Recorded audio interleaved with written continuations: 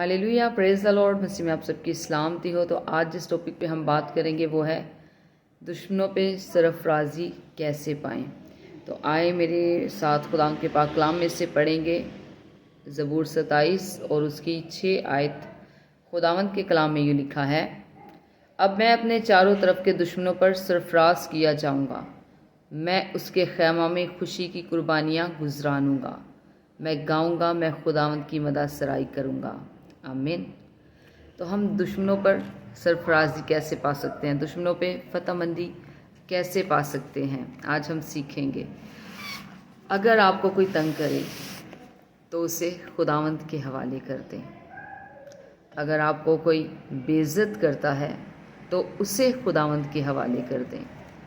अगर आपको कोई गलत समझता है तो फिर उसे अपनी रूह का जहर मत बनने दे, जिसकी वजह से आपकी स्पिरिट ख़राब हो, आपकी रूहानी ज़िंदगी ख़राब हो।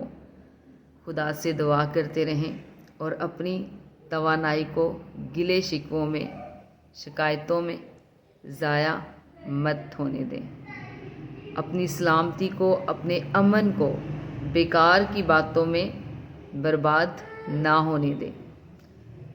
अपने दिल में नाराज़गी को जड़ पकड़ने ना दें, क्योंकि आप एक ऐसे खुदा की इबादत करते हैं, आप एक ऐसे खुदा की प्रस्तिश करते हैं, आप एक ऐसे खुदा को मानते हैं जो आपके लिए लड़ता है, जो आपके लिए जंग करता है और जो कभी आपको तन्हा और अकेला नहीं छोड़ता।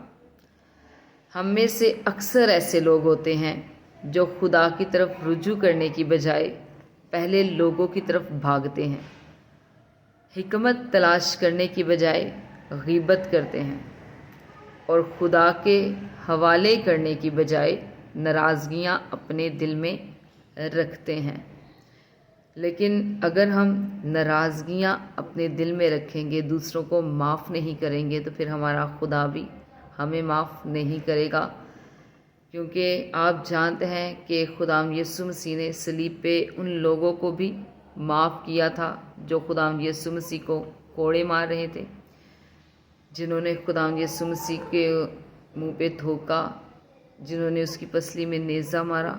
खुदाम यीशु मसीह ने उन्हें भी माफ़ किया और सलीब से ये कहा कि ऐ बाप, इन्हें माफ़ कर, क्योंकि ये नहीं जानते कि ये क्या करते हैं। तो अगर आपको भी लोग सताते हैं, आपको तंग करते हैं, आपको गलत समझते हैं, आप पे लान तान करते हैं या किसी किस्म का भी ऐसा इल्ज़ाम आपके ऊपर लगाते हैं जिसकी वजह से आपको चोट पहुंचती है, आपको ठेस पहुंचती है, तो आपने उन इल्ज़ामात को, उन गलत बातों को अपने ऊपर हावी नहीं होने देना और ना इसे अपनी रूह के लिए जहर का काम करने देना है कि वो आपकी रूह को डिस्ट्रॉय करे, वो आपकी रूह को बर्बाद करे, वो आपका सुकून बर्बाद करे, वो आपका अमनो ईमान बर्बाद करे। आपने ऐसी चीज़ों को अपनी ज़िंदगी में काम नहीं करने देना, बल्कि इन सारी चीज़ों को आपने खुदा के हवाले कर देना है, क्योंकि खुदा हमारे लिए जंग लड़ता है।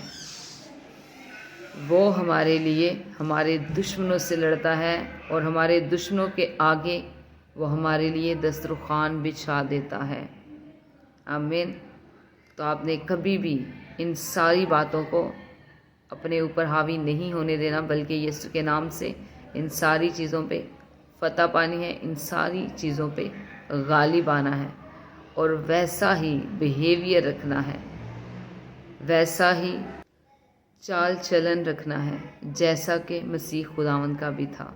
आमीन। खुदावंद इस कलाम की वसीला से आपको बरकत दे। God bless you.